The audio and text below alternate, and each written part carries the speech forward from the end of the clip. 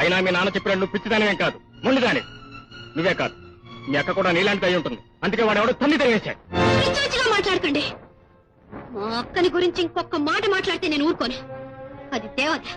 వాడు కూడా మీలాంటి పశువు కాబట్టి దాన్ని చంపేసి సహిస్తున్నానని ఇష్టం వచ్చినట్టు ప్రవర్తించకండి. నువ్వు చూపిస్తున్న సహనం ప్రతి చిన్న విషయాన్ని గోరంతలు కొండంతలు చేసి నువ్వు అవమానించరా? ఏంటి చిన్న విషయమా?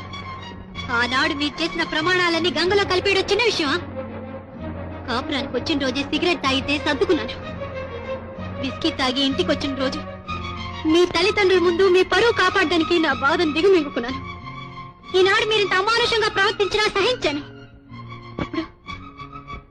ఇప్పుడు నా మీద చేయి చేసుకున్నారు. ఇంకొక క్షణం కూడా మీతో నేను కాపురం చేయలేను. బెదిరిస్తున్నావా? మిమ్మల్ని బెదిరించాల్సిన పని లేదు, లొంగి బతకాల్సిన అవసరం లేదు. కొట్టినా తిట్టినా కొడుండ